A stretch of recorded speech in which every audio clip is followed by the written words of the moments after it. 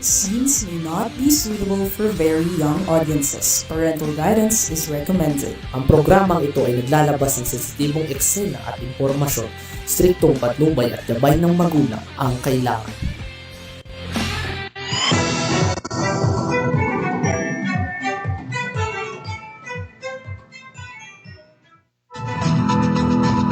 Okay, isang magandang araw.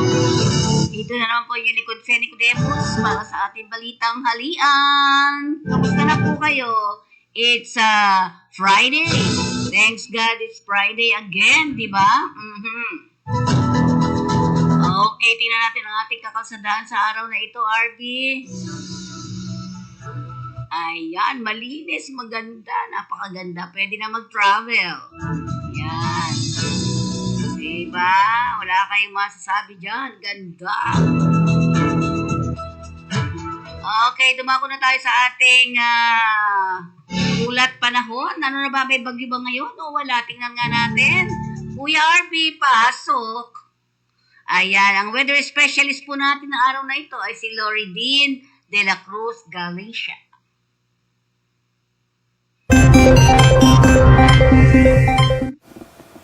Magandang umaga, Pilipinas, narito ang latest sa lagay ng ating panahon. Umiiral pa rin ang habagat at apektado pa rin ito ang katimugang Luzon, maging ang buong Visayas at Mindanao at nagdudulot pa rin nga po ito ng malawakang pagulan sa malaking bahagi ng bansa. So, nakaka-apekto po ng weather system sa ngayon sa bansa ay ang habagat o southwest monsoon, maging yung mga localized thunderstorms na pwede pong maranasan ng mga pagkidlat at pagkulog mostly sa hapon at gabi. Ngayon po ay wala tayong LPA na minomonitor sa loob ng ating area of responsibility, wala ring bagyo, pero tabi pa rin tayo sa magiging updates ng pag-asa ukol sa mga posibilidad ng pagkabuo ng mga panibagong weather systems such as LPAs at tropical cyclones. Samantala, para sa magiging pagtayo ng ating panahon sa araw na ito, patuloy pa rin magiging maulap ang papawring at mataas po yung tsansa ng mga pagulan dito sa Metro Manila, sa Pangasinan, sa buong Central Luzon, at mataas pa rin ang tsansa ng pagulan sa maghapon sa Mimaropa region, sa Calabarzon, maging sa Bicol region. Kaya sa mga nabanggit nating lugar, patuloy nating paalala sa ating mga kababayan, saan man ang lakad natin sa araw na ito, huwag kong kalimutang magdala ng mga pananggalang sa ulan at maging alerto na rin ho sa mga posibilidad ng mga pagbaha. Lalo na po yung mga ilang lugar na ilang araw na rin hong nakakaranas ng mga pag-ulan.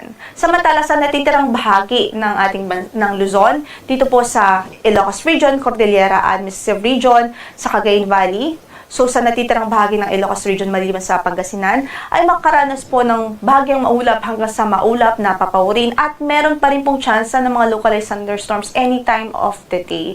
So ingat pa rin ang ating abiso at huwag kong kalimutang magdala ng payong saan man ang lakad natin sa araw na ito. Para naman sa weather temperature forecast po natin dito sa Metro Manila from 25 to 31 degrees Celsius ang inaasahan.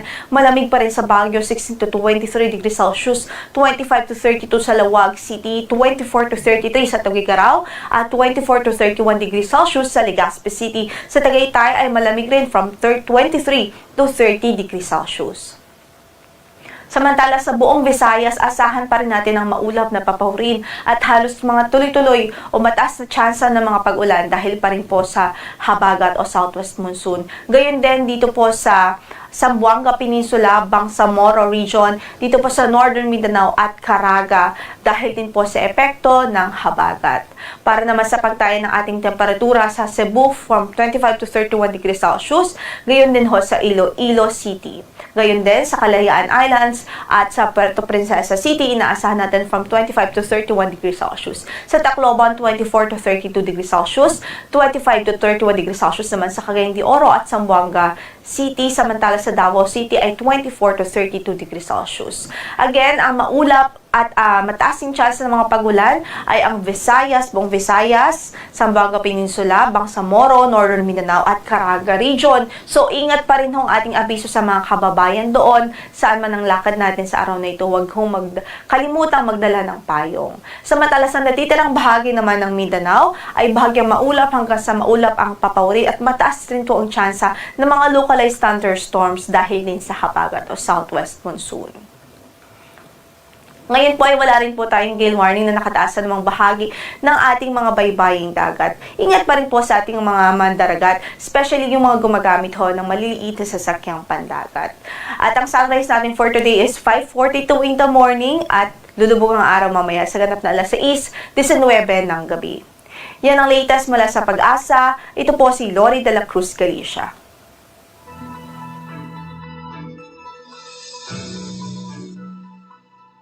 Ayan, maganda ang makakapasyal kayo ngayon, di ba? Ingat-ingat pa rin. At para sa ating balitang tidbits,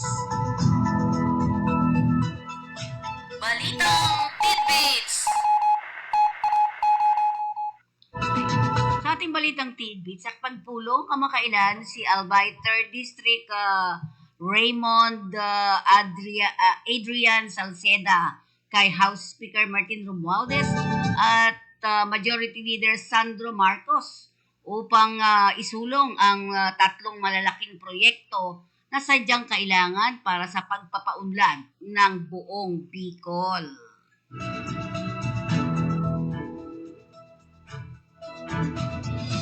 Samantalang pinagbabayad ng Office of the Ombudsman si dating Cebu Governor Gwendolyn Garcia ng 1.2 milyong pesos. 1.2 million pesos multa matapos mapatunayang guilty sa kasong administratibo at misconduct bunsod ng pag-aproba sa desilting project sa Mananga River sa Lalawigan. Ayon sa Ombudsman, isang taong suspension without pay sana ang dapat na ipataw na parusa kay Garcia. Subalit dahil wala na ito sa pwesto, pinagbumulta na lamang ito ng 1.2 milyon si Gobernadora katumbas ang 6 na buwang sweldo. Samantalang hinimok ng Malacanang si Baguio City Mayor Benjamin Magalong na isumiti kay Pangulong Ferdinand Marcos Jr. ang kanyang impormasyon sa mga anomalyang flood control project.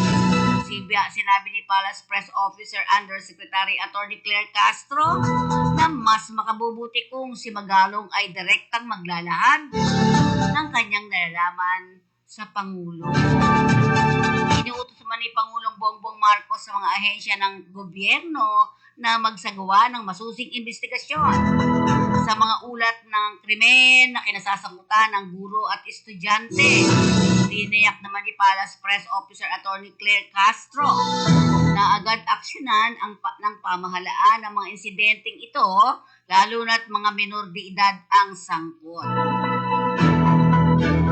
Nilinaw naman kahapon ng COMELEC Chairman George Erwin Garcia na ang kontraktor sa mga proyekto ng pamahalaan ay hindi may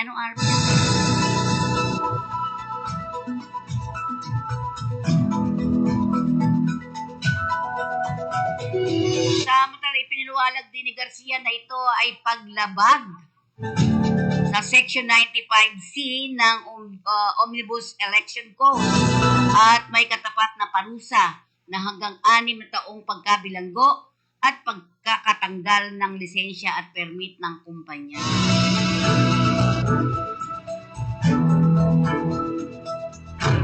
Nanawagan naman si Las Piñas Representative Mark Anthony Santos sa DPWH na agad ipatupad ang one-strike policy laban sa mga personnel, lalo na sa mga district engineer na sangkot sa katiwalian at irregularidad sa kanilang mga nasasakupan. Giniit pa ni Santos na kahalagahan ng mabilis at matibay na aksyon upang maibalik ang tiwala ng publiko at matiyak na ang pondo para sa mga infrastruktura ay nagamit ng tama, maayos at tapat para sa kapakanan ng mga lokal na komunidad. Isa namang senior citizen ang kumpirmadong patay matapos na matrap sa nasusunog nilang bahay kamakalawa ng hapon sa Quezon City. Sa report ng Criminal Investigation and Detection Unit sa Quezon City, kinilala ang biktima na si alias Sam, 73 years old ng Barangay San Bartolome, Novaliches, Quezon City. Ayon sa ulat, bandang alas 4 ng hapon nitong Miyerkules, August 13, nang magsimula ang sunog sa ikatlong palapag sa tahanan ng biktima sa naturang barangay.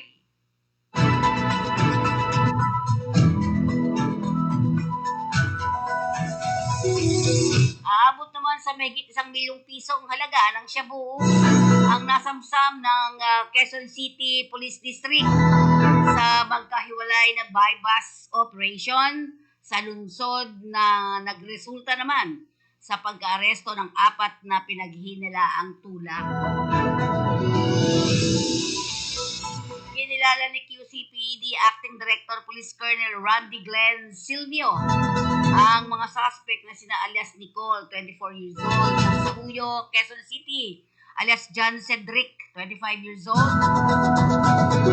at Christian J, 25 years old, na kapwa residente ng Barangay Tandansora, Quezon City, at alias Ben, 23 years old.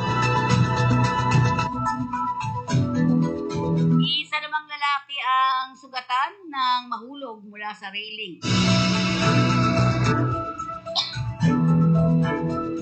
ng isang footbridge sa Central Market ng matagpuan sa Santa Cruz, Manila kahapon ng umaga.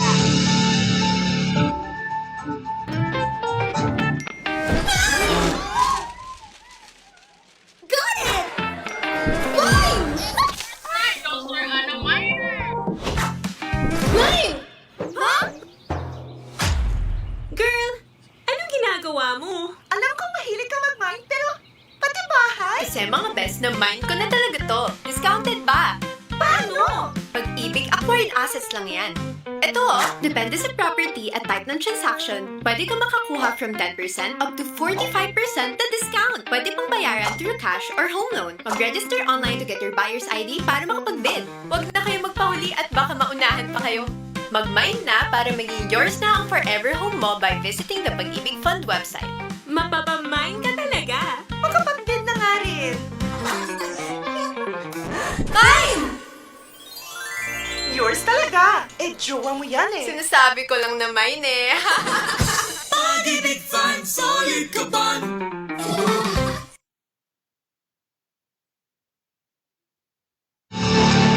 Okay, at siyempre, sabi nga, ulitin ko lang isang lalaking sugatan na mahulog mula sa railing ng isang footbridge sa Central Market na matatagpuan sa Santa Cruz, Manila kahapon ng umaga.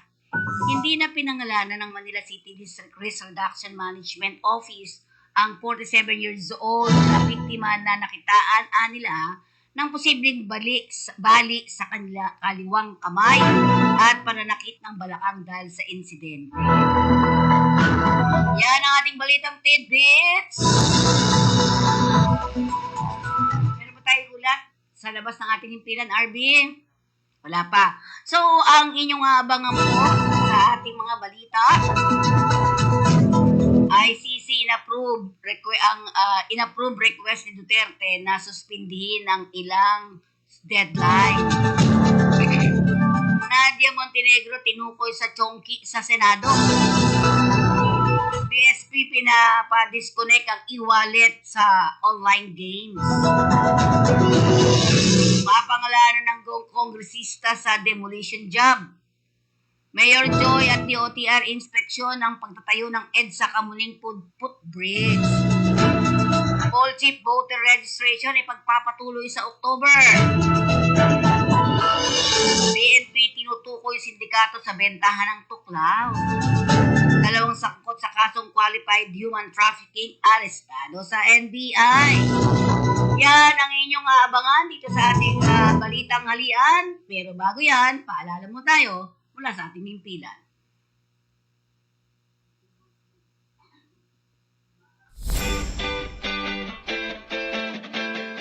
Kumusta? Paalis ka na ba? Kung paalis ka na kabayan, siguraduhin mo ang iyong kontrata. Tandaan mo, kontrata ang importante sa lahat. Ano nga ba ang kontrata? Ang kontrata ay kasunduan ng OFW, ng employer at ng ahensya. Ito ay pinipirmahan ng OFW at ng legal na kinatawan ng ahensya bilang patunay na sila ay nagkakasundo sa nakasaad sa kontrata na may kinalaman sa pagtatrabaho ng OFW sa magiging employer nito. Bakit mahalaga na may kontrata? Ang kontrata ay isang proteksyon ng mga OFW dahil nakasaad dito ang kanilang mga karapatan, katungkulan, kalagayan ng pagtatrabahuhan, termino ng kontrata at benepisyo ng OFW. Ang di pagsunod sa kontrata ng sinumang partido ay isang paglabag sa batas at maaaring batayan ng paghabla ng kaso.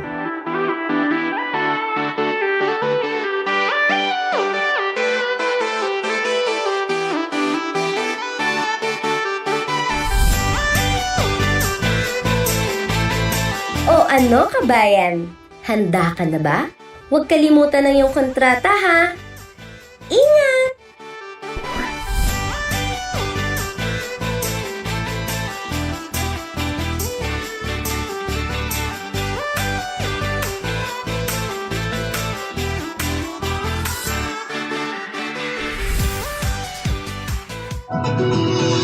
Okay, tayo.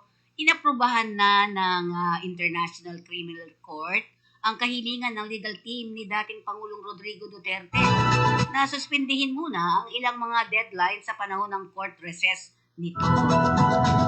Ang ICC Pre-Trial Chamber ay sumang-ayon sa kahilingan ng Duterte Defense Team na suspindihin ang ilang mga deadlines mula Hulyo 25 ngayong taon, 5:30 ng hapon hanggang Agosto 18, 2025 ng alas 9 ng umaga. Ang pre-trial chamber ay naglabas din ng ulat na nagpapakita ng lahat ng desisyon ginagawa sa pagitan ng Mayo hanggang Hulyo. Pero dahil sa usaping pangseguridad, ang mga bahagi ng ulat ay 36 na annexes ay pinanatiling pribado. Inalis ang mga sensitibong information. Sinabi naman ng abogado ni Duterte na si Nicholas Kaufman na hindi nila tututulan ang kahilingan ng prosecution.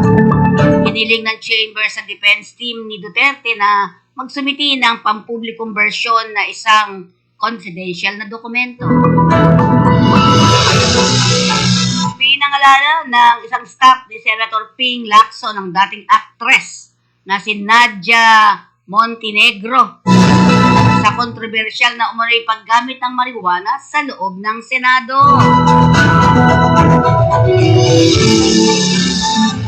Sa incident report ng Office of the Sergeant at Arms, sinabi ng Senate Security Officer Victor Patelo na 2 beses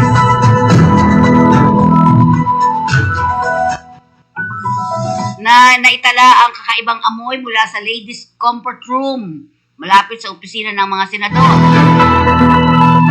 Unay nung 2 linggo ng Hulyo, bandang alas 5 ng hapon, matapos makatanggap ng tawag mula sa isang male staff. Sa isinagawang inspeksyon, nakumpirma ang amoy, ngunit walang naabutang naninigarilyo. Noong August 12, magsumbong na naman ang staff ni Lacson na nakalanghap siya ng amoy na tinukoy niyang marijuana mula sa naturang comfort room at sinabing nag-iisang tao sa area ay si Montenegro. Hindi pinangalanan sa report ang staff ni Lacson na humiling kay Patelo na pasimpleng tanungin si Montenegro kapag dumaan sa kanyang post. Samantala itinanggi naman ni Montenegro nagsisigarilyo siya o gumagamit ng marijuana sa ladies CR. Ngunit naming may vape sa kanyang bag na maaaring pinagmulan ng amoy. Sa kabila nito, binigyan nila ng 5 araw si Montenegro upang ipaliwanag at nabatid na nag-file na nag-file na ito ng leave of absence. Iimbestigahan na rin ang tanggapan ni Senator Robin Padilla si Montenegro na isa sa kanilang staff. Samantala, ayon sa BSP, sa mga electronic wallet na i-unlink ang kanilang serbisyo sa mga online gaming platform sa loob ng 48 oras. Ginawa ng BSP Deputy Governor Mamerto Tangonan ang direktiba sa pagdinig ng Senado kahapon. Nangangahulugang ito na dapat ay wala ng mga laro sa online na pagsusugal na magagamit sa pamamagitan ng mga e-wallet. Gayunman, kumestyon ng mga senador kung bakit kakailanganin ng e-wallet ang 2 araw na palugit. Paliwanag ni Tangonan na ang mga institusyon ay nangangailangan ng panahon upang alisin ang mga link sa mga site na ito. Idinagdag pa na nagbigay din ito ng panahon sa mga mamimili na mag-withdraw sa kanilang pera mula sa kanilang mga online gaming account. Samantala, sinabi pa rin ng PAGCOR Chairman Alejandro H. Tenco na pinag-iisipan nilang payagan lamang ang mga pagsusugal sa mga betting station tulad ng manu-manong pagtataya sa karera ng kabayo. Nang ungkatin ang isyu ng posibleng pagsuspindi sa paggamit ng credit card sa online gaming, nilinaw ni Tenco na hindi pinapayagan ng PAGCOR na gamitin ang mga credit card para bayaran ang mga utang sa sugal. Hinamon ng 2 mambabatas si Senate President Francis Chis Escudero na pangalanan ang sinabi niyang miyembro ng Kamara na nasa likod ng demolition job laban sa kanya. Ito ang tugon ni na Deputy Majority Leader Jude Asidre at Deputy Speaker Ronaldo Puno sa akusasyon ni Escudero na may demolition job laban sa kanya para matiyak na matatanggal ito sa pwesto bilang leader ng Senado. Nang tanungin kung sino ang nasa likod ng demolition, sinabi ni Escudero na mula sa House of Representatives. Sabi pa, with all due respect, the Senate President, for the sake of the institution, should start naming names. With all due respect to the Senate, if it's not ad hominem, it is shifting blame. Yan ang pahayag na Sidre sa isang television interview na sinabi pang panahon na para tukuyin ang mga pangalan at huwag magpasaring-saring o magparata. Masama yun. Sa ilalim ng Omnibus Election Code, pinagbabawalan ng sinumang kandidato na tumanggap ng donasyon sa sinasabing kontraktor ng mga proyekto ng gobyerno. Narito, inamin ni Escudero na tumanggap siya ng 30 million pesos. Donasyon noong 2022 national election sa kontraktor, pero wala umano itong kaugnayan sa flood control program na binira sa umano'y kickback. Ayon kay Puno, hindi maganda ang blanket o sweeping statement ni Escudero. Dahil lahat sila ay may mga kongresista ay nadadamay sa mga akusasyon. At magbutihan niya kung babanggitin ng direkta ni Escudero kung sino ang kanyang tinutukoy para magkasagutan o magkaayos sila.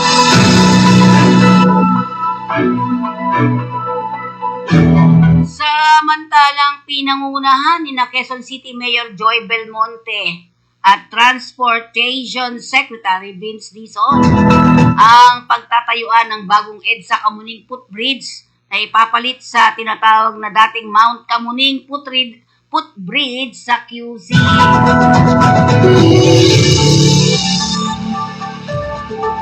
Tiniyak naman ni Dizon na pasado sa mobility at accessibility standard ang bagong disenyo ng footbridge na malapad, hindi matarik at hindi mataas ang baitang ng hagdanan. Kakahingal nga doon. Hindi rin Aniya makakaapekto sa daloy ng trapiko ang bagong footbridge dahil sa hating gabi ito gagawin. Ikinatuwa naman ni Belmonte ang pagtatayo ng bagong footbridge bilang tugon sa hinaing mga commuter. Hiling nila agad na maitayo ang bagong instruktura para sa kapaki-pakinabang ng buong publiko. Nilinaw naman ni DOTR na hindi agad aalisin ang lumang Mount Kamuning footbridge hanggang hindi natatayo ang bagong footbridge. Aabot naman ito sa 86 million pesos ang kabuuang halaga ng proyekto na target na matapos sa buwan ng Disyembre ngayong taon.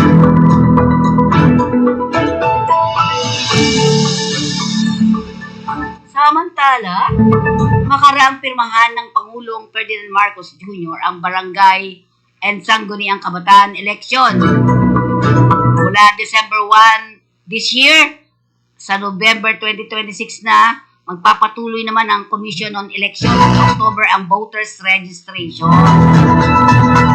So, hindi na matutuloy ang eleksyon ng December 1. Bagkos, ito ay November 2026 na daw.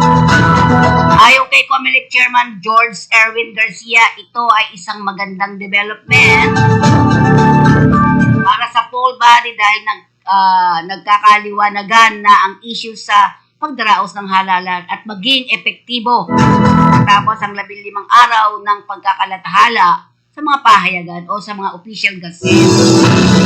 Ngayon man, maririan niya itong questionin ng isino man sa Korte Suprema. Tatanda ang plano ng COMELEC na magdaos muli ng voters registration sa ikatlong linggo ng October hanggang Hulyo sa next year, Hulyo 2026, kung ipagpapaliban ng 2025 BSKE. Kamakailan lamang ay nagtapos na ang 10 araw na voters registration na idinaos ng poll body mula Agosto 1 hanggang 10 kung kailan halos 2.8 milyong botante ang nagpaparehistro.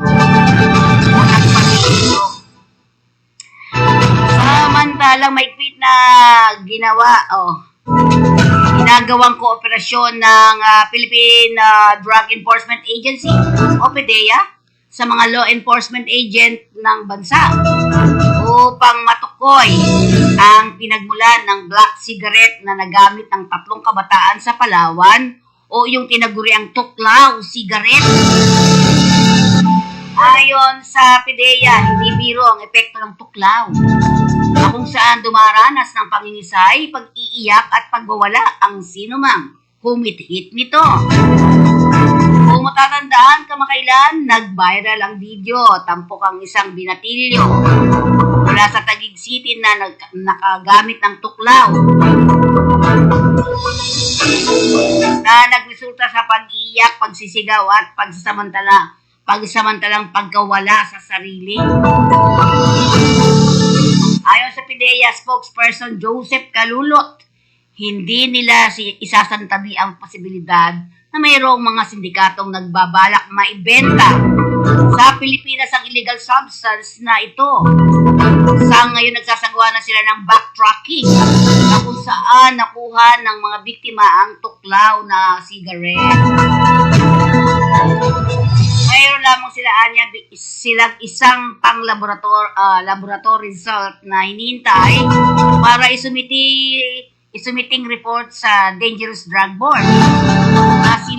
Sila namang maglalabas ng regulasyon hinggil dito. Una rito natuklasan sa pagsusuri ng PDEA sa kanilang laboratory service na may matataas na nicotine content at synthetic cannabinoid ang tuklaw na mas malakas at mas delikado kaysa sa marijuana. Samantala, 2 wanted sa kasong qualified human trafficking ang inaresto ng mga ahente ng NBI sa magkakahiwalay na operasyon sa Lawag City at Quezon City nitong August 12. Sa ulat ng NBA Director Judge Jaime Santiago, magkasanib na operasyon ang isinagawa ng NBI Ilocos Regional Office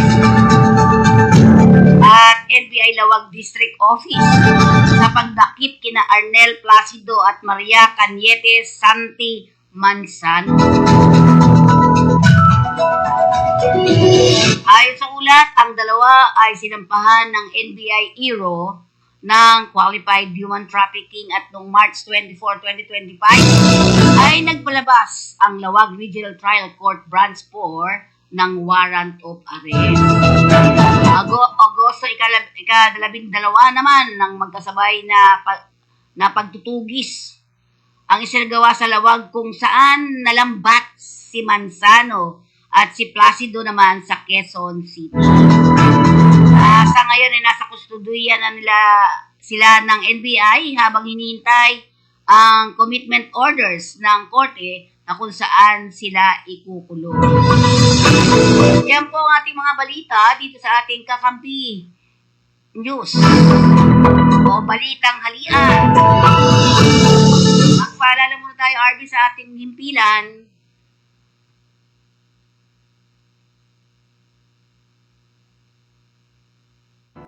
Ang human trafficking ay isang makabagong paraan ng pang-aalipin. Ito ay paglabag sa dignidad ng tao. Ito ay isang krimen. Ang human trafficking ay ang pagkuha at paglilipat ng tao sa pamamagitan ng dahas at panglilinlang upang pagsamantalahan sa paraang prostitusyon, pornografiya at iba pang uri ng sexual na pananamantala, pang-aalipin o sapilitang paninilbihan, mail order bride o pag-aalok ng kasal sa isang dayuhan at ng Filipina na may kapalit na bayan, pagtanggal at pagbebenta ng mga bahagi ng katawan, pagkuha at paggamit ng bata para sa iligal na gawain, kabilang ang pagsali sa mga armadong pakikibaka, o pag-aampon ng bata upang sila ay pagsamantalahan. Sama-sama nating labanan ng human trafficking. Laban kontra human trafficking ay laban nating lahat. Tumawag o mag-text sa 1343 Action Line o dumulog sa anumang ahensyang miyembro ng Interagency Council Against Trafficking.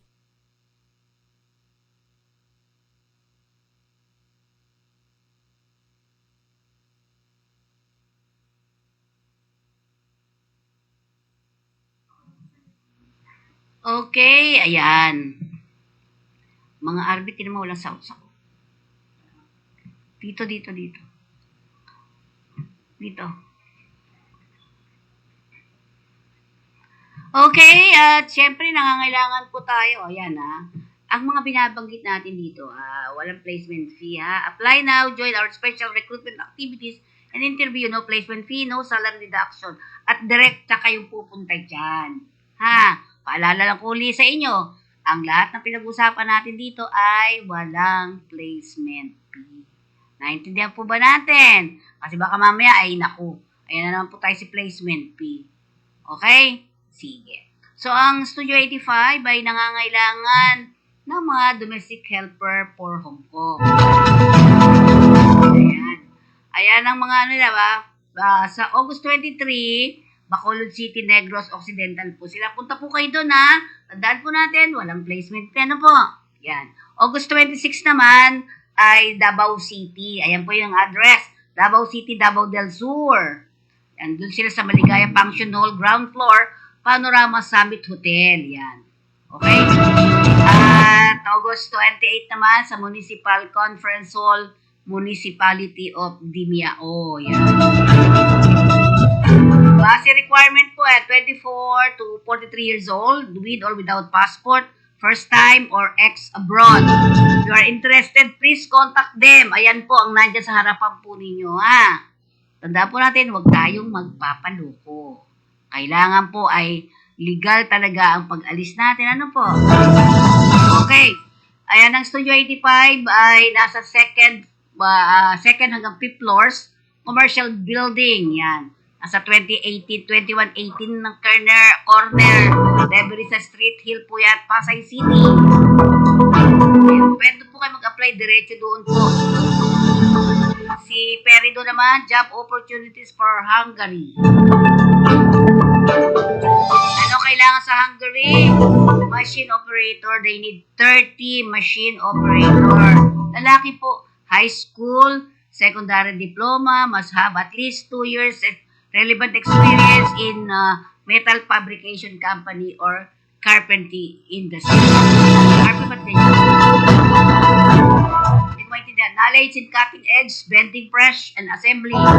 Can read technical drawings, blueprints, carrying out measurement with caliper. Sige. Ang Perido po ay may mga number po kayo matatawagan sa kanila. Ang kanila pong address ay nasa Unit A and B, 1845, Dian Street Corner, Boyle Street, Palanan, Makati. Or pwede kayo mag-email sa kanila sa recruitment@peridointernational.com. Tandaan po natin for manpower, pooling only, no fees in any form, and or purpose will be collected from the applicant. Wala po kayong dapat bayaran. Next po natin, Staff House. Yan po nangangailangan sila sa Saudi Arabia. Ang kanilang company doon ay Enaya Recruitment Company. Is looking for store associate. Qualification, at least 2 years of experience in the same field. Experience in sale for chocolate product is an advantage. Next. Ayan, meron po sila sa Quezon City. Yan, number 43 West Point Street, Cubao. At Cebu naman, nandun sila sa Gonzales Compound, Corordo Avenue, Lahog, Cebu City. Ayan, mga registered nurses, USA awaits you. Sino to Magsaysay Global. Ayan, apply na po kayo. Ito po, scan the QR code or click the link on the description. Ayan. Yan po ang inyong i-click. At dyan po kayo lahat sasagot para walang makaalam sila lang ang makakabasa niya. Okay. Ang Magsaysay Global Services Incorporated po ay nasa 7th floor, Times Plaza Building, UN Avenue Corner, Top Avenue, Metro Manila. Ayan, uulitin ko na. No fees to be collected. Beware of illegal recruiters. At pwede rin kayo mag-check. Alam nyo kung saan. Sa DMW. Yan, Department of Migrant Workers. Hiring naman dito, work in Mexico. Pa? Winston, dyan yan sa sa Subic. Technician Engineer, Associate Senior Engineer at Supervisor. Ang employer nyo ay Winston, Mexico. Okay. Ang qualification nito ay electrical engineering, mechanical engineering, industrial engineering, computer science, automation technology, mathematics, statistics, information technology, business management. Applicant with or without work experience are encouraged to apply. Business management must have at least 1 year related work experience. Kay iQuest pala to. How to apply? Ayan, hindi makita masyado, RB. How to apply? Scan their official QR code. Ayan po. Fill out the secure online application form. Check your email for updates. Ayan. Ang iQuest ay matatagpuan sa Unit 302 hanggang 305 sa Barrett Mansion, 1679A Mabini Corner, Malbar Street, Barangay 699, Malate, Manila. At meron din sila sa Pangasinan Branch, 2nd floor Galaxy Prime Building, 543 Sitapuac District, Dagupan. Pagadian City, nasa 2nd floor po sila ng Limbo Building Corner, Sanson, F. Rojas Street. Yan.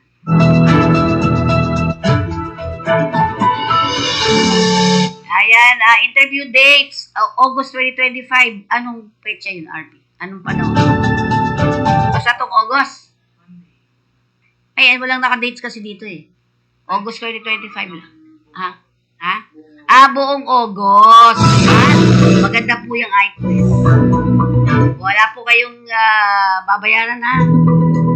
Yan, hanapin nyo din. Ang PhilAsia Human Resource Incorporated looking for urgent ngayong August po. Ano mga kailangan, RB? Ayan, machine operator, male and female. Farming, male, automotive maintenance work, male with driver's license. Saan yan? Saan yung lugar? Ayan, orientation face-to-face. Nasa second floor sila ng Keystone Building, 2020 Senator Hill, Puyat Avenue, Makati. Monday, Wednesday, and Friday. Qualification, positive attitude. No tattoo. Ano trabaho, ate? Tingnan mo nga, ano ba trabaho? Ayan ang mga kailangan. Machine operator. Farming, automotive, maintenance work. Yan. Ayan, sa online, lagay nyo lang po full name, age, province, contact number for orientation. Ayan po ang PhilAsia. Mga numbers. Yan. Best deal for nurses. Bound for Saudi Arabia. Mga nurse specialist. Ang EGMP po ay nangangailangan ng mga nurses. Ayan, kailangan nila sa ER, ICU, CCU, PICU, NICU, and other related critical unit. Ano pong qualification? Male and female with valid PRC license. Minimum of 2 years experience in ER, ICU, CCU, yung PICU, NICU, and other related critical units. Minimum salary daw po ay nasa 5,800 Saudi Riyal. And nakapataas pa rin yun. Incentive up to 2,000 US dollar tuloy. Up to 2,000 Saudi Riyal. Free accommodation and transportation. Yan po. Ang Makati head office nila ay nasa 3rd floor MJL Building, 1175 Chino Rosas Avenue, Makati, Metro Manila. Sa Cebu, meron sila sa 211 2nd floor LDM Building, corner Legazpi Street at MJ Cuenco Street, Cebu City. Meron din sila sa Davao, door 2 Nicolas Building, Elpidio Quirino Avenue, Poblacion District, Davao City. Okay, you can submit your CV to hr@ejmpjobs.com. Apply na po kayo. Tandaan natin, walang placement fee dapat. Vices International Placement Fee, bound for Belgium. Ayan po, accredited din siya. Ano mga kailangan ng Vices? For manpower pooling daw muna po, kaya apply lang muna kayo. Tapos, hintayin nyo yung tawag. Yan. CNC, machine operator, maintenance technician, ang kailangan nila. Ayan, free orientation ongoing daw. Call for Miss Mary Claire Samadan. For manpower po nila. Okay. Yan, you can scan the QR code. Ayan, yan. Scan lang po niyo yan. Tapos yun. Doon na sa loob kayo magpipirma kung ano yung mga tanong nila. Ano po? Okay. Ito naman si F. Sharp, 3rd Officer, Tanker Vessel. Must have 1 year experience in 3rd Officer or Tanker Vessel, navigational watchkeeping, safety equipment maintenance, and assisting with cargo operations under the Chief Officer's supervision. Ensure compliance with safety and environmental regulations, especially related to tanker operation. No placement fee ha, walang placement fee. Lahat po ng binabanggit natin dito. At saka gusto ko, mag-check din po kayo. Mag-check din po kayo sa Department of Migrant Workers. Yan. Natatandaan, no placement fee, dapat document preparation, ensure all your documents such as passport, seaman's book, Certificates are valid and up to date. Medical and training requirement. Applicant must be medically fit and may need to undergo training as per the position applied for. Okay. Yan ang CF Sharp ay nasaan? Nasa number 290. Casa Rocha Building, General Luna Street, Intramuros, Manila, Philippines. Ayan. No placement fee in any form or purpose will be collected from the applicant.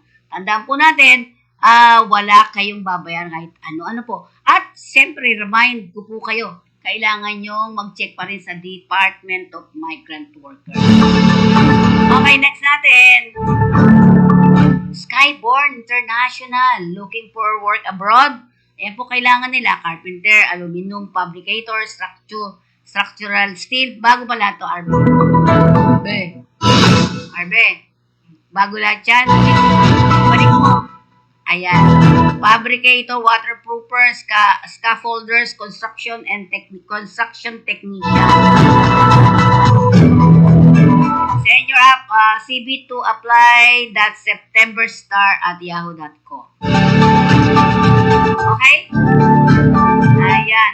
Prudential Employment Agency. Dumadami ito 4 days automotive training course to Japan. For batch 19, August 28 hanggang August 31. Yan. Automotive mechanics, yan.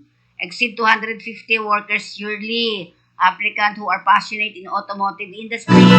Applicants who are eager to work in Japan in the field of automotive maintenance. All applicants who want to improve their car maintenance skills in Japan. Applicants who have NC2 holder or basic PMS experience or at least a minimum 1 year work experience. Edad, 20 to 28 years old. Applicants who are interested to work in different contract duration, 3 years, 8 years, and 10 years contracts.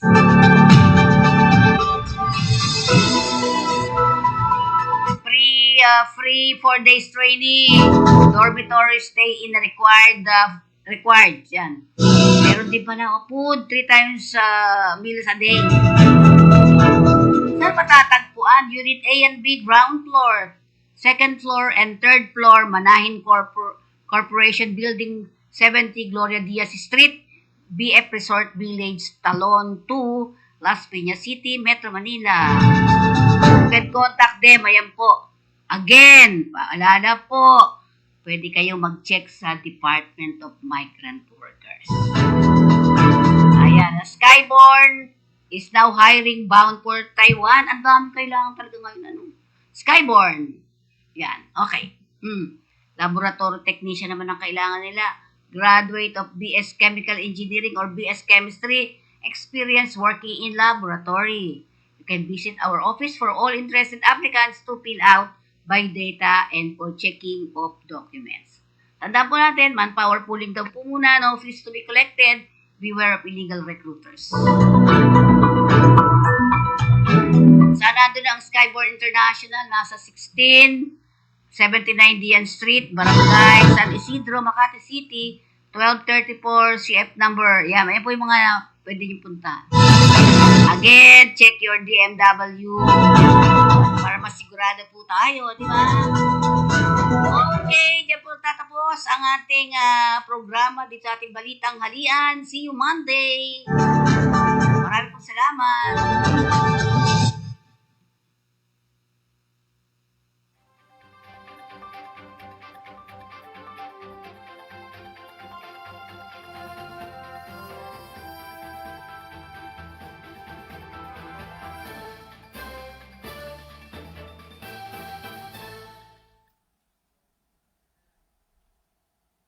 Ladies and gentlemen, the Palace Press Officer Undersecretary Claire Castro.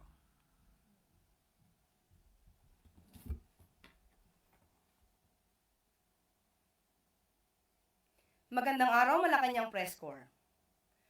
Panagutin at i-blacklist ang mga palpak na contractors. Yan ang naging utos ni Pangulong Ferdinand R. Marcos Jr. sa DPWH kahapon. Ilang araw matapos isapubliko ang ilang mga contractors na may kinalaman sa ilang flood control projects sa bansa. Sa kanyang isinagawang inspection sa ilang flood control projects sa Iloilo City, nakita ng Pangulo ang mga delayed at questionabling proyekto, lalo na pang nagpalala ng pagbaha sa lungsod. Ayon sa Pangulo, bilyong-bilyon ang ginastos para sa mga flood control projects na sana'y nakakatulong na maibsan ang pinsalang dulot ng bagyo at habagat.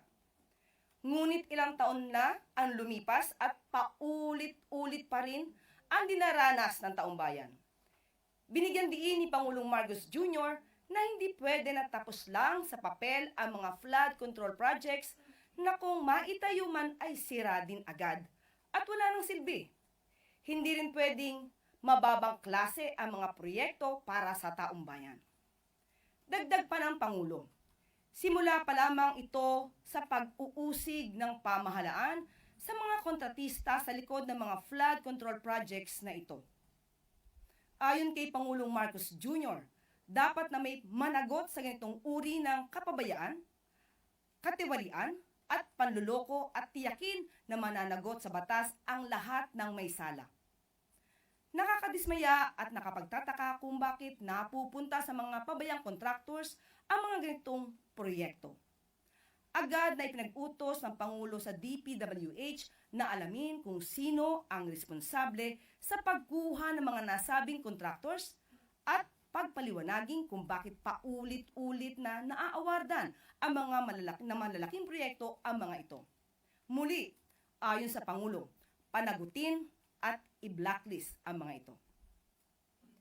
Kasabay nito, muling inanyayahan ng Pangulo ang taong bayan na samahan ang pamahalaan sa laban kontra korupsyon at pagbaha. I-report ang anumang anomalya sa sumbong sa pangulo.ph. Patunay lamang ang mga hakbang na ito na hindi aatras ang administrasyon sa laban kontra korupsyon upang masiguro ang maayos na pamumuhay ng mga Pilipino sa ilalim ng bagong Pilipinas.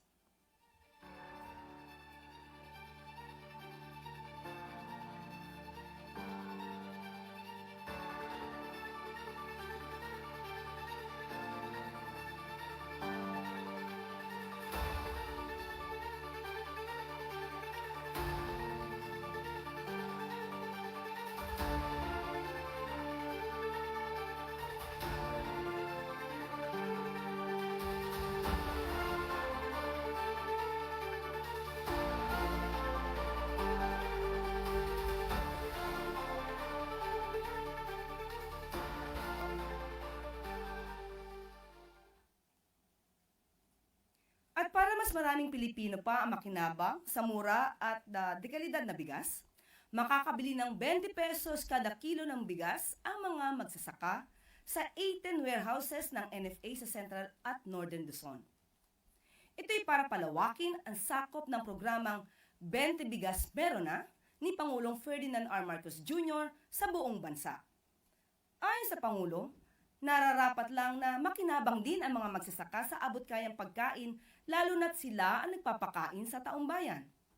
Qualified ang lahat ng mga farmers na nagsasaka ng 2 hectares or less sa ilalim ng Registry System for Basic Agriculture or RSBSA ng Department of Agriculture. Makakabili ang mga magsasaka ng hanggang 10 kilo kada buwan o aabot sa 50 kilos mula Agosto hanggang Disyembre ngayong taon. Ayon sa datos ng RSBSA, nasa 5 million farmers and farm workers ang pwede na mag-qualify sa program na naglalayong pag-aanin ang pasanin ng mga magsasaka.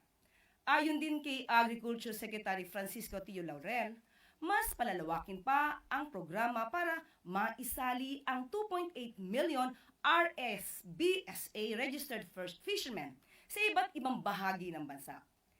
Nagbigay naman ng utos si Pangulong Marcos Jr. sa Department of Agriculture na palawakin pa ang programa upang umabot sa 15 million Filipino families o 60 million Filipinos ang mapagbilhan nito sa 2026. Ipinag-utos rin ng Pangulo sa ahensya na siguruhing tuloy-tuloy ang rollout ng murang bigas hanggang sa pagtatapos ng kanyang termino sa 2028. Dahil abot kaya na ang dekalidad na bigas sa buong Pilipinas, mas magiging maganda ang buhay.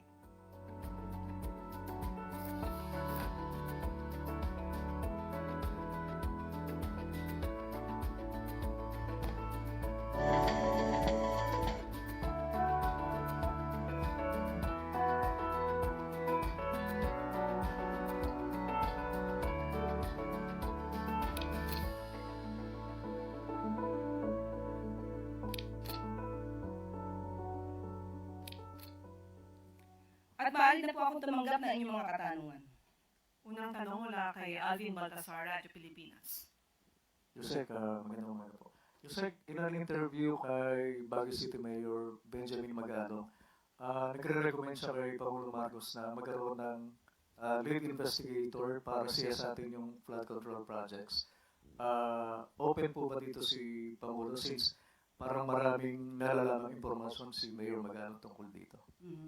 Okay po, unang-una po na ibigay na po ng ating mahal na Pangulo ang mekanismo o sistema kung paano ito maiimbestigahan. At nagbigay na rin po siya ng direktiba sa regional project monitoring committees. At kung ano naman po ay maitutulong ni Mayor Magalong, mas maganda po na ito'y mailahad niya sa Pangulo. At hindi naman po siguro kinakailangan pang magkaroon ng isang maglilid sa probe dahil nga may mekanismo na po at sistema na ibinigay ang ating Pangulo. Kung ano man po ang meron siya, kung ito po ay kumpleto, maaari niya po ito maisumiti agad-agad sa ating Pangulo para yung sinasabi po nila 67 congressmen at mukhang sila ay identified na ni Mayor Magalong. Hindi pa po ba mas magandang maibigay na niya ang report na ito sa ating Pangulo? At kung kinakailangang maidemanda o makasuhan nang may sapat na ebidensya, agad-agad na din po itong dapat gawin. At nakita po nga din po natin at napanood ng kanyang mga interviews, mas maganda rin po sana at nababanggit siya ang tungkol sa rock netting at sa Cat's Eye, ay mas maganda rin po na kung meron po siyang alam dito, maidemanda na agad. Dahil mukhang, sabi niya po, Mr. Alvin, mukhang marami na po siyang nalalaman. So, mas maganda po ito ay detalyado. Hindi po pwede muli na tayo ay magturo lamang. Sunod na tanong mula kay Maricel Halili, TV5. Magandang umaga po, Yusek. Yusek, may we have your statement tungkol po dun sa lumabas na survey ng Okta Research wherein tumaas daw yung self-rated poverty nitong July. Tumaas siya sa 45%, mas mataas kumpara sa 42% noon pong Abril. Saan po natin ito pwedeng i-attribute? Okay, unang-una, hindi naman po talaga maisasantabi ang realidad na hindi naman lahat ng Pilipino ngayon ay saganang-sagana. Kaya nga po tuloy-tuloy pa rin ang programa ng Pangulo patungkol po sa walang gutom program ng DSWD at nandiyan na rin po ang pagbibigay natin ng mga 50% discounts sa pamasahe sa mga estudyante at sa mga senior citizens at nandiyan na rin po ang pagbibigay natin ng murang presyo para sa bigas para mas marami pong mga Pilipino ang makabili at makayanan ang pagbili ng kanilang mga pagkain.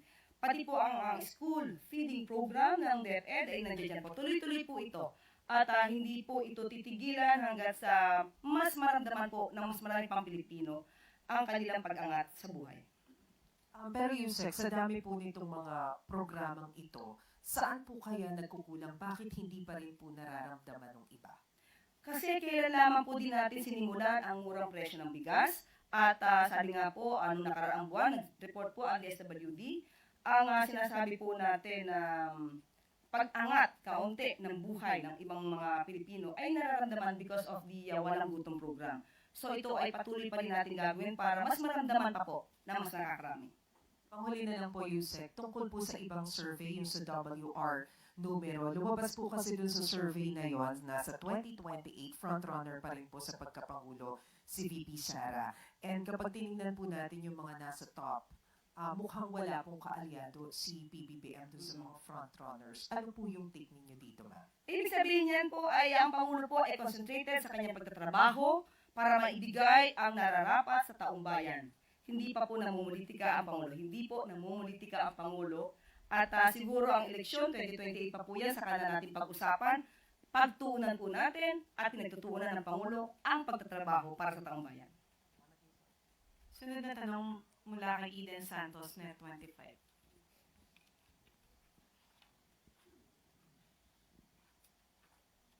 Yusek, good morning po.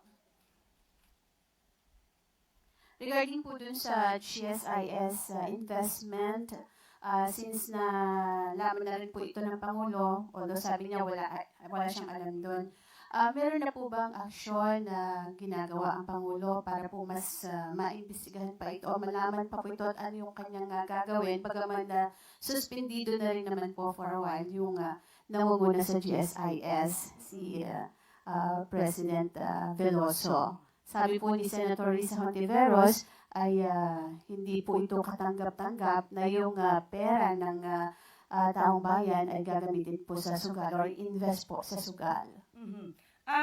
Kanina naman po ay tinanong natin ang opinion dito at ang ayon sa Pangulo ay inaaral pa po ito na mas malaliman. Most probably by next week at meron po tayong mabibigay na update patungkol po dyan.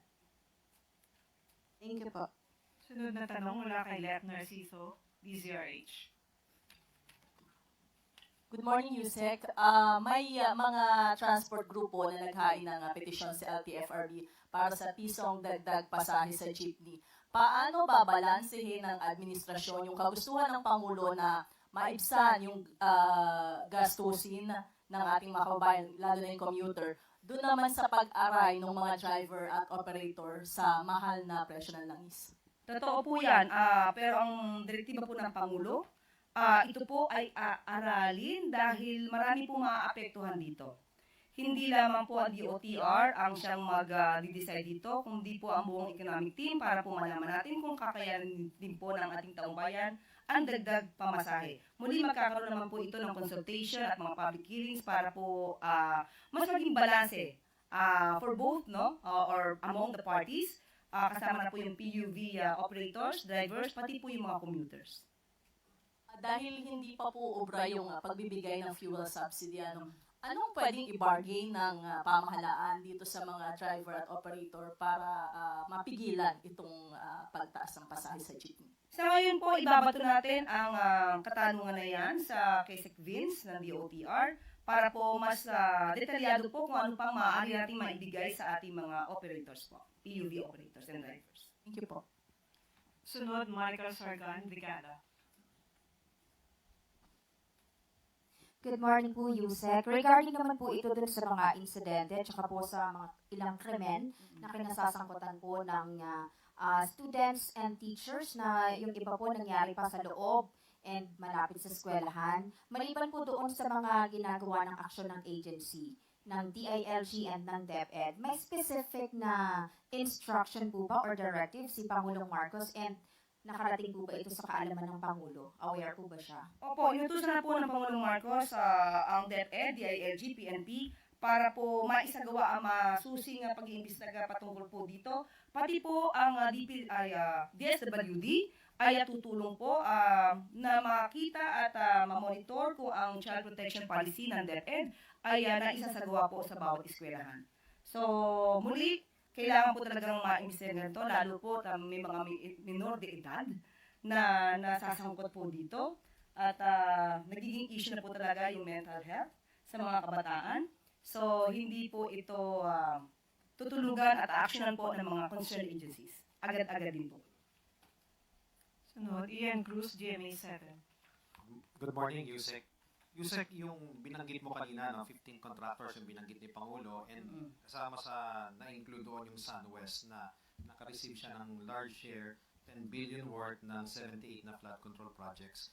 Pero na-involved na po siya dati or na-link na doon sa mga controversies na na-flag po ng COA, na-flag na rin po ng Senado yan. So ano po ang gagawin dyan ng palasyo para hindi na po mabibigyan ng malalaking proyekto itong mga sinasabi nga na nasasangkot sa mga kontrobersya and may ilalabas po ba na executive order ng Pangulo para once and for all may guidelines talaga para hindi na po may include nga itong mga nasasama sa mga kontrobersiya?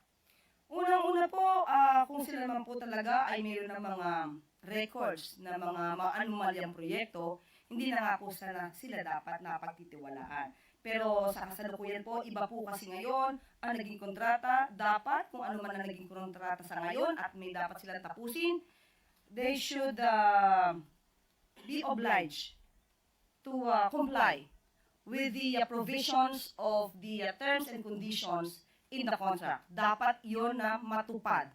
Iba po ang issue ng mga maanumalyang proyekto kung sila man ay nasasangkot sa ganito. Dahil mga maanumalyang proyekto ay ito po ay paiimbestigahan. Hindi po ibig sabihin na nabigyan sila ng bagong kontrata, hindi na po sila maaaring managot sa mga dating naging kontrata na nasasabing maanumalya. Pero ngayon, kung may kontrata sila at dapat tapusin to under the terms and conditions na nakasaad sa kontrata. So, doon ma'am sa SunWest, anong take ng palasyo dyan? Kasi nga, na-involved na sila dati and ngayon nakakuha na naman ng malaking mga proyekto. Hindi lang SunWest, sa lahat ng contractors. Dapat makita lahat, busisiin lahat ang detalye kung ano yung mga projects, ghost projects, na kinakasakutan ng ibang mga contractors dito. Lahat ng may mga anomalya, i-report na rin po sa Pangulo, at yan po ay kakasuhan. Katulad na sinabi natin, pananagutin at iba-blacklist. Pero lahat ng kontrata na ngayon na sila ay kasama at sila ay party, they have to do their obligations based on the contract. Yusek, last na lang po. Doon sa sumbong sa Pangulo na PH, kumusta po? Marami na po ba nagre-report? At ano po ang mga common na nire-report po ng mga taong bayan mula po Luzon, Visayas, Mindanao? Yes, meron po tayong report dito, pero as of now, wala po akong detalye, nabigay lang po sa atin. Ito po, meron po tayong update. Sumbong sa Pangulo update, meron na po tayo lumalabas as of August 11 to 13, 2025. May 84,892 total views. May 1,148 reports at may 823 feedbacks. Meron po tayo dito sa analytics at maaari ko po siguro sa inyo itong maibigay. Maya-maya lang. Hindi pala makita saan. Maya-maya lang bibigay ko sa inyo. Sunod na tanong mula kay Sam Medinilla, Business Mirror. Good morning, ma'am. Tatanong lang po na, what is the position and preparations of the Marcos administration on the pending bill in the US which aims to restrict its call center jobs from being outsourced abroad? Pending bill pa naman siya. So, patapusin muna natin kung anong gagawin ng US dyan. I-verify lang po namin. Bali na-mention po kasi ni na former Congressman Joey Salceda na nag-submit na raw po sila ng recommendation sa Malacanang regarding dun sa issue. Na-receive na po ba ito ng Malacanang? Sa ngayon wala pa ako, as of now, as we speak, wala pa po tayo hindi pa po tayo nabibigyan ng anumang impormasyon patungkol po dyan. At maya-maya lamang po ay maaari nating itanong ito sa Office of the President. At kung mayroon man pong update, ibibigay ko po agad sa inyo. Sana po. Ma'am, may update na rin po ba tayo dun sa Konektadong Pinoy Bill? If meron na po naibigay na po at nire-review ngayon ng Pangulo. Thank you po, ma'am. Sunod, Christian Bascones, PRTV. Yusek, pinirmahan ni Pangulo yung batas tungkol sa pag-postpone ng BSKE. Your thoughts coming from the palace po? Well, dahil po dito ang Pangulo, kinakailangan po daw na talaga ma-postpone at dahil po na halos nasabay po to sa BARM elections. So, bibigyan po daan ang BARM elections para po mas magkaroon po ng successful results itong BARM elections. At masyado pong mapupunot talaga ang trabaho ng COMELEC kung pagsasabay pa po ang barangay elections sa December. Sunod, Tristan Nadalo, Newswatch Plus. Hi, good morning, Yusek. Just days after magkaroon ng collision between two China vessels, yesterday po, nagsagawa din ng Maritime Domain Awareness Flight, yung Coast Guard, wherein they reported na nagsagawa po ng dangerous maneuvering yung isang China fighter jet against Philippine Coast Guard aircraft. And nakakita rin po sila ng 2 US Navy warships in Zambales din based on their monitoring. So, nakarating na po ba ito sa Pangulo? How concerning yung panibagong insidente ng dangerous maneuvering, this time naman sa airspace? Okay, muli, nakausap natin si Commodore Tariela at sinabi nga niya yung presensya nga daw din po ng US Navy ships sa ating lugar, located approximately 102 nautical miles from Zambales. Ito naman daw po ay in accordance with the international law. Kung ano man po ang mangyayari dito, ang sabi nga din ng Pangulo, ang administrasyon, ang gobyerno, ay hindi nagpo-provoke ng anuman, dumidepensa lamang tayo at pinapatuloy lamang ang pagprotekta at paglaban para sa ating teritoryo at sovereign rights. As follow-up lang po, yung China state media na Global Times, ang sabi po nila, following the incident sa Scarborough Shoal, is behind these actions lie the Marcos administration's attempts to divert domestic tensions and pursue political self-interest. Manila's scheme to cement its legal claims in South China Sea. Furthermore, sa bandang dulo po, sabi nila, if the Philippines persists its provocation, it will surely inevitably face more targeted countermeasures from China. Your comment po. Yan po ang kanilang naratibo. Pero muli, uulitin ko lamang ang sinabi ng Pangulo, tayo ay hindi aatras sa laban, pero hindi po tayo nagpo-provoke. We are not waging any war against any country. Tayo ay dumedepensa lamang para sa ating karapatan. Matatandaan, mayroon naman pong arbitral ruling kung saan talagang nakapaloob doon ano ang karapatan natin sa West Philippine Sea. At yun ay dokumentado. So muli, ang Pangulo at ang administrasyon ay hindi po aatras sa laban dahil naniniwala ang Pangulo na ang bawat Pilipino ay matapang. Tuesday, New DZWB. Good morning, ma'am. Matagal-tagal na rin po na nakapag-anunsyo ang Malacanang noong mga opisyal ng gobyerno na tinanggal ni Presidente o pinalitan o inilipat sa pwesto. May inaasahan po ba tayo na at ang publiko na panibagong anunsyo ng balasahan sa mga sinibak sa pwesto, lalo na at si Pangulong Marcos na mismo ang nakakita ng ilang flood control projects na sabi niya nga po ay palpak.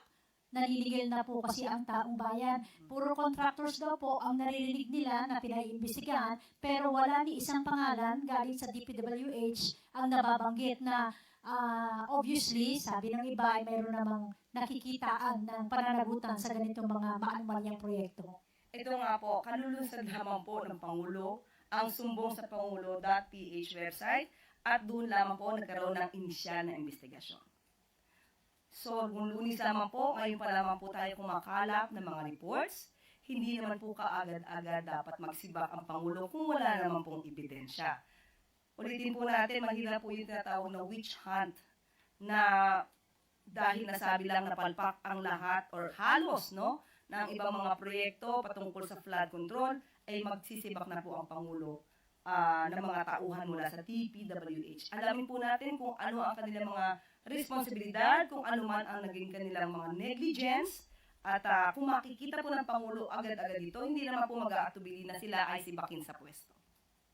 Ito po bang investigation, nagbigay po ba ang timeline ng Pangulo kung kailan niya gustong makita yung resulta para makapag-desisyon kung sino ang dapat na mga makasuhan o hindi? Walang timeline. Ang sabi po, agad-agad.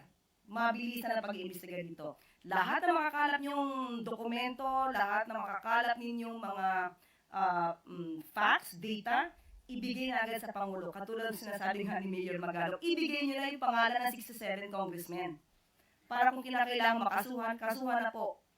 Wag lang puro sa interview. Kailangan malaman natin kung sino mga yan.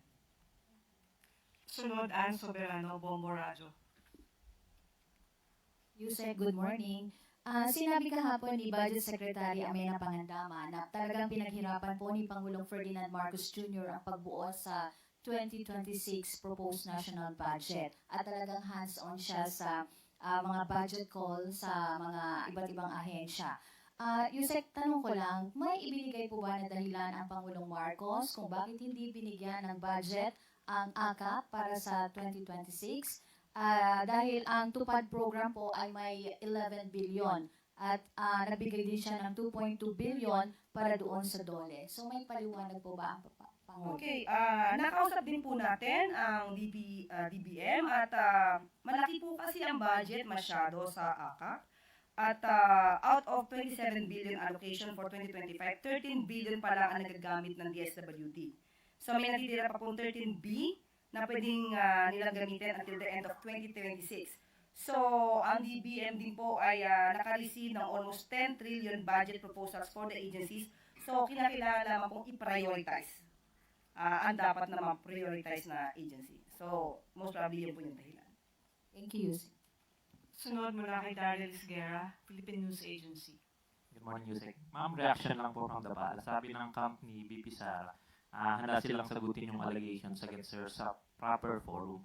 Sabi nila, according to the COA notices na nakukuha nila ay wala naman daw corruption or binulsang pera, kundi meron lang kulang sa proper documentation. Ano po ang stand ng palace dito, especially that the President has doubled down on this crackdown against questionable government transactions. Yes, oo, nadinig po natin ang panayam ng spokesperson, right? Yeah. Spokesperson POA. Tony Powa. Nadinig po natin ang kanyang sinabi sa panayam. Tandaan po natin, nagkaroon na po ng notice of disallowance. At pag sinabi po natin notice of disallowance, hindi lamang ito basta-basta kulang sa dokumento. Nagsasabi ito na maaaring mayroong mga irregular, excessive, at questionable spendings, no? Sa paggasto. So there's a presumption of misuse of funds. So mas maganda na rin po siguro na matanong si Atty. Powa dahil siya naman din po ang umamin tungkol sa 15 million pesos na walang resibo at the time. Ito po ay kanya rin binalita or sinabi bilang resource person sa hearing sa House of Representatives kung saan ang 15 million pesos na confidential funds ng DepEd ay nagamit at kumuha lamang sila ng mga certificates para sa Youth Leadership Summit. Pero ito po ay namin na hindi po ito ginastusan ng DepEd. So lumalabas lamang po na yung mga certificates na ginamit ni Atty. Powa para maibigay sa COA ay lumalabas na to cover up or panakikbutas para maipakita ang ginastos ng 15 million. Siguro mas maganda po mismo manggaling kay Atty. Powa kung ano na nangyari sa 15 million na ginamitan lang nila ng certificates from the AFP na hindi naman ginastosan ng DepEd Conti funds. Sunod